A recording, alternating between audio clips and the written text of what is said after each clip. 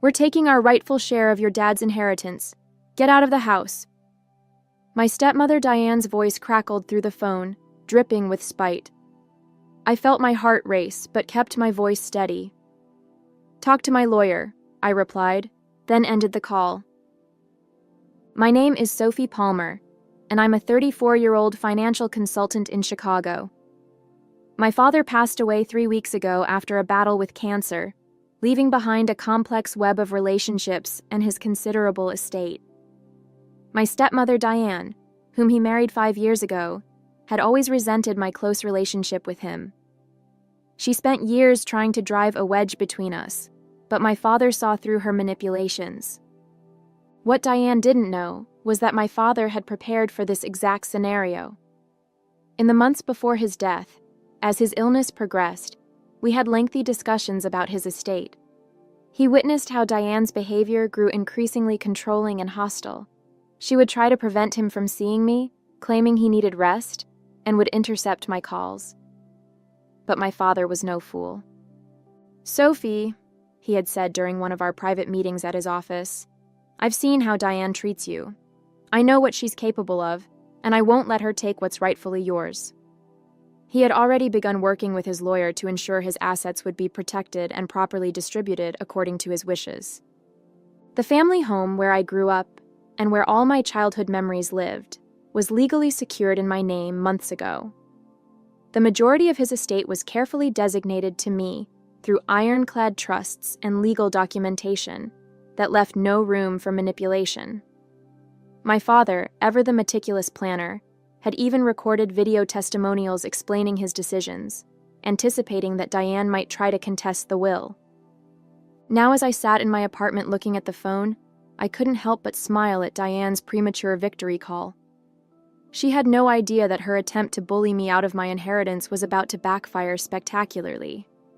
My father's lawyer would be contacting her first thing in the morning with some very unwelcome news. Sometimes, the best revenge is simply letting people's own actions lead to their downfall. I poured myself a glass of wine and opened my laptop to review the estate documents one more time. The next few days would be interesting, to say the least. I grew up watching my father build his real estate business from the ground up. After my mother passed away from breast cancer when I was 12, it was just the two of us for many years. We developed a special bond. He taught me everything he knew about business and finance, which eventually led to my career choice. Despite his busy schedule, he never missed my school events or forgot to help me with homework. Those years shaped who I am today. Everything changed when Diane entered our lives. She worked as a receptionist at one of my father's properties, and within 6 months of meeting him, they were married. I was 29 at the time, living my own life, but I noticed how quickly she tried to take control. At first, it was subtle, suggesting my father was too tired for our weekly dinners, or claiming he was too busy to take my calls. But over time, her true colors showed. Diane was 15 years younger than my father, and her spending habits were outrageous. She redecorated the entire house, erasing all traces of my mother's touch. She convinced my father to buy her expensive cars and designer clothes, claiming she needed to look the part as his wife. I watched with growing concern as she isolated him from old friends and business associates, always finding fault with anyone who didn't agree with her. My father started to see through her act about 2 years ago when his health began declining. He confided in me that he'd caught her going through his financial documents late at night and noticed her asking peculiar questions about his will and business holdings. That's when he started taking precautions. "I married her because I was lonely," he admitted to me during one of his chemotherapy sessions. "But I won't let my mistake hurt you, Sophie. You're my daughter, my legacy. Everything I built was meant for you." We spent his final months getting his affairs in order, making sure every detail was legally sound. He even recorded videos explaining his decisions, knowing Diane would try to paint me as a manipulative daughter taking advantage of a sick man. My father was always 3 steps ahead, even at the end.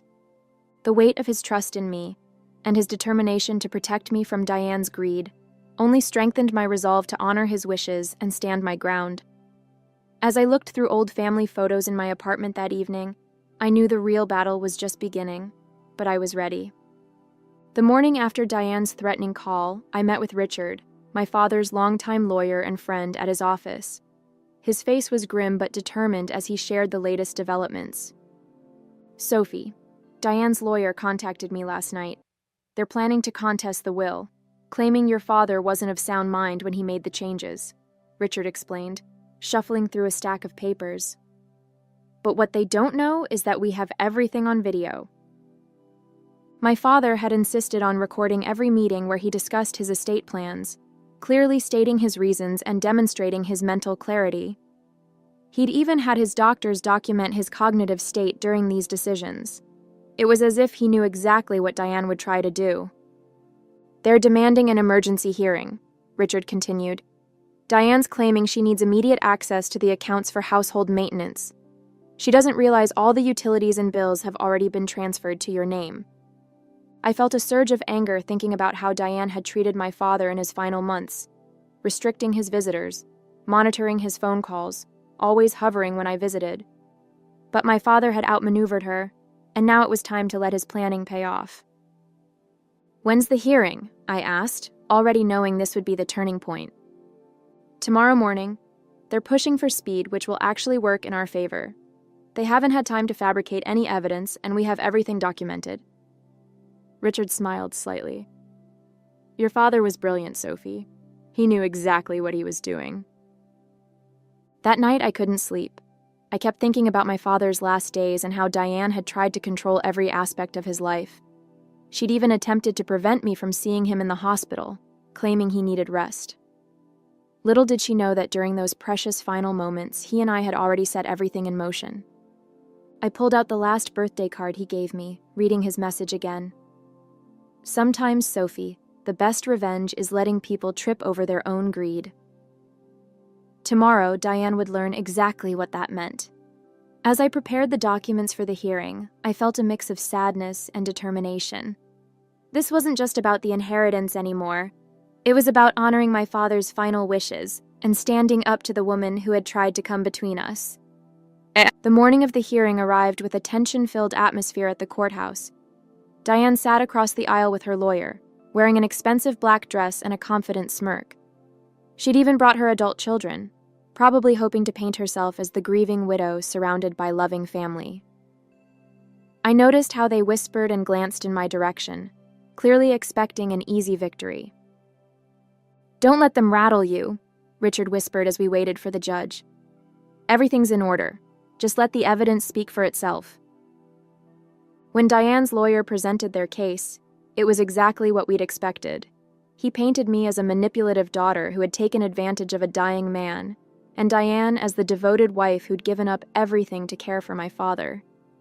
He even had the audacity to suggest that my father's mental state had been compromised by his illness and medication. "Your Honor," he declared dramatically, "Mrs. Palmer simply wants what her husband would have wanted, for her to maintain the lifestyle they shared and to protect the family home they built together." I felt my blood boil at the word "together." Diane had spent exactly 5 years with my father, most of which she'd spent spending his money and isolating him from his friends and family. She'd contributed nothing to the business or home he'd spent 30 years building. Richard remained calm as he stood to present our evidence. "Your Honor, I have here not only the legal documentation of Mr. Palmer's wishes, but video evidence of him explicitly stating his decisions and the reasoning behind them." The courtroom fell silent as my father's face appeared on the screen. He looked tired from his illness, but his eyes were clear and determined as he spoke. "I am making these changes to my will of sound mind and body. My daughter Sophie is the rightful heir to my estate. My current wife Diane has been provided for adequately through her prenuptial agreement, but she will not inherit my business or family home. These belong to my daughter." I watched as Diane's smirk faltered, her face growing paler with each passing minute. Her lawyer shifted uncomfortably in his seat as more evidence was presented. The documented conversations, the medical evaluations, the meticulous paper trail my father had created. The judge sat forward, studying the documentation carefully. The medical reports confirming my father's mental clarity were particularly damaging to Diane's case. Then came the most devastating evidence: surveillance footage from my father's home office showing Diane searching through his files late at night, along with bank statements revealing suspicious transfers she'd attempted to make in the weeks before his death. Furthermore, Your Honor, Richard continued, we have evidence that Mrs. Palmer attempted to transfer significant sums from Mr. Palmer's business accounts to her personal accounts without authorization, just days before his passing. Diane's face turned from pale to crimson. Her lawyer leaned over to whisper something urgently in her ear, but she brushed him off, standing up abruptly. He promised me everything, she burst out, losing her composure completely. Sophie manipulated him against me. I deserve that house. I was his wife. Mrs. Palmer, please be seated, the judge ordered sternly. Your outburst isn't helping your case. I remained silent, watching as Diane's carefully constructed facade crumbled. Her children looked embarrassed, avoiding eye contact with everyone in the courtroom. The whispers among the observers grew louder as Diane continued to protest. Richard then presented the final piece of evidence, a video recorded just 2 weeks before my father's death, where he explicitly detailed his concerns about Diane's behavior and his reasons for the estate planning decisions. The courtroom fell silent as they watched my father, weak but clear-minded, describing how Diane had tried to isolate him and control his assets. Order in the court, the judge demanded, banging his gavel. Based on the overwhelming evidence presented, I'm prepared to make my ruling. I held my breath, though I already knew we had won. The extensive preparation my father had done left no room for doubt. Still, hearing the judge officially declare that all of my father's final wishes would be upheld felt like a weight lifting from my shoulders.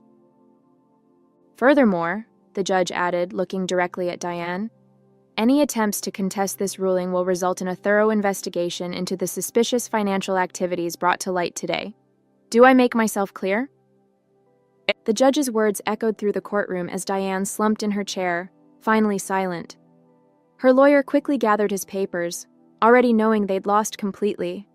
But what happened next was even more satisfying than the verdict itself. The court also orders a full audit of all financial transactions made by Mrs. Palmer during her marriage to the deceased, the judge continued. Given the evidence of attempted unauthorized transfers, this matter will be referred to the appropriate authorities for investigation. Diane's face drained of all color. Her children, who had been so smugly confident earlier, were now quickly leaving the courtroom, not even waiting for their mother. The carefully crafted image of the grieving widow had shattered completely, revealing the truth my father had known all along. As we left the courthouse, Richard handed me a sealed envelope. Your father asked me to give you this after the hearing, he said quietly. Inside was a letter my father had written, along with photos of us from when I was young, standing proud in front of our first real estate project together. My dearest Sophie, the letter began, if you're reading this, then everything has gone according to plan. I knew Diane would show her true colors eventually. While I regret bringing her into our lives, I never doubted your strength or intelligence. The business is yours now. Everything we built together. You were always my true partner in this journey. I felt tears welling up as I read his words, but they weren't tears of sadness. My father had given me one final gift, not just the inheritance, but the satisfaction of seeing justice served. Through careful planning and foresight, he'd ensured that the truth would prevail. That evening, as I sat in my father's study, now my study, I noticed Diane's designer bag still sitting in the corner. She would need to collect her personal belongings soon, but that would be her final visit to the house that had never truly been hers.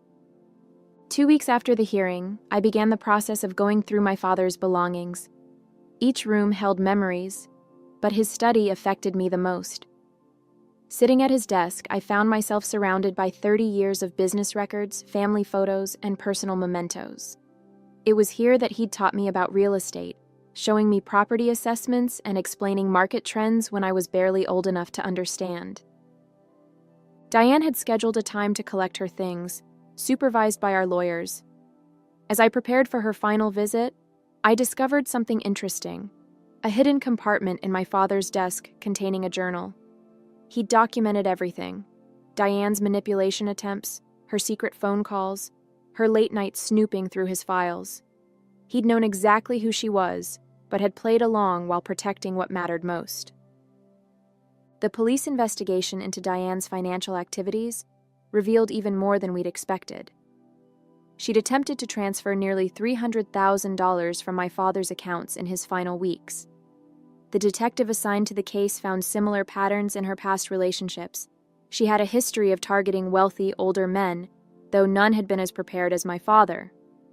I threw myself into running the business, expanding on the foundation my father had built. The employees welcomed me warmly.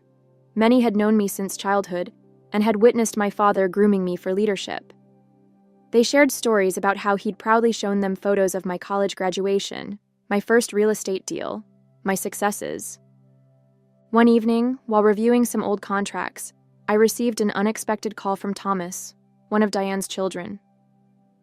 "Sophie," he said hesitantly, I wanted to apologize. We knew what our mother was doing, but we didn't stop her. Your father was a good man who deserved better." His words surprised me, but they also brought a sense of validation. Even Diane's own children had seen through her act.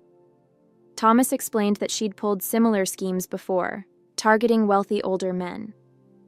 My father had been different, though. He'd seen it coming and had outmaneuvered her completely. The business thrived under my leadership, and I found myself adding my own touches to my father's legacy.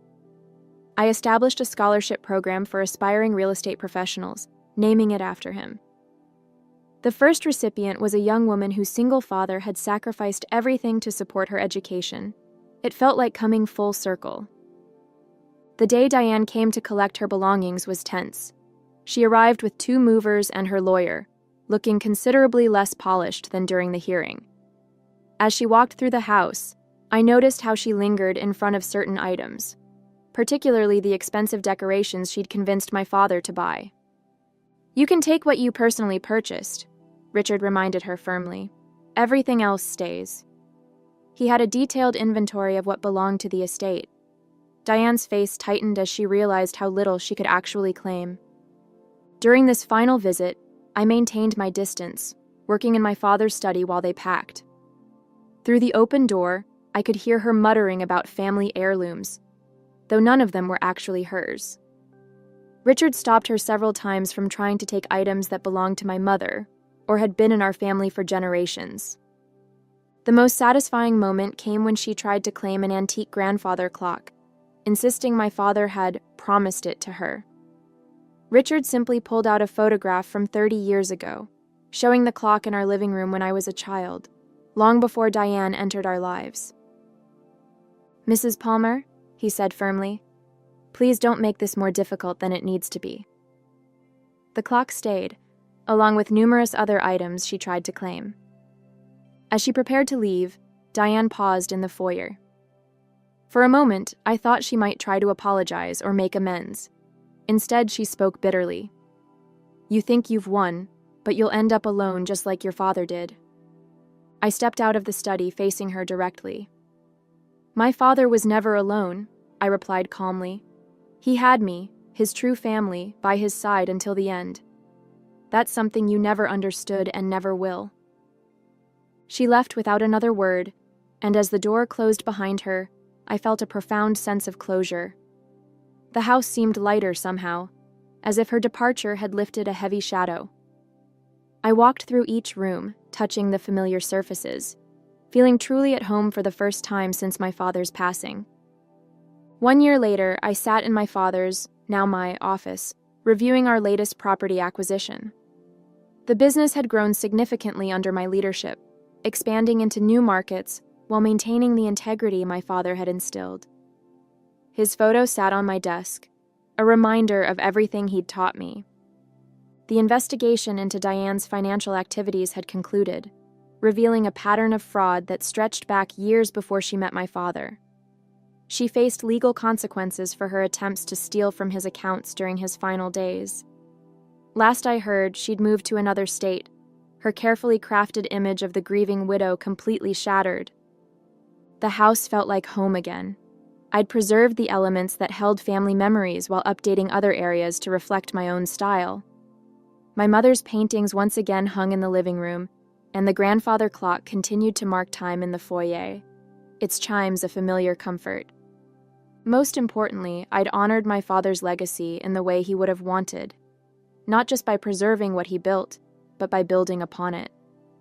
The scholarship program we'd established had already helped 3 promising students pursue their dreams in real estate development. Sometimes healing comes in unexpected forms.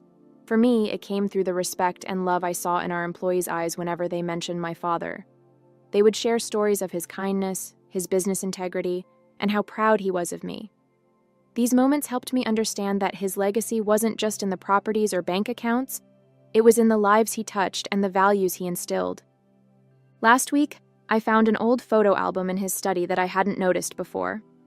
Inside was a letter dated just days before his death. Sophie, you were always stronger than you knew. Remember that success isn't just about building wealth. It's about maintaining your integrity while doing so. You've made me proud in ways I never could have imagined. The real victory wasn't just keeping what was rightfully mine. It was honoring my father's legacy by living up to the values he taught me. The business continues to thrive, but more importantly, it does so with the same principles of honesty and integrity that my father always championed. Diane's attempts to take what wasn't hers ultimately revealed the strength I inherited from my father. Sometimes, the best revenge isn't about winning in court. It's about proving that goodness and truth eventually prevail.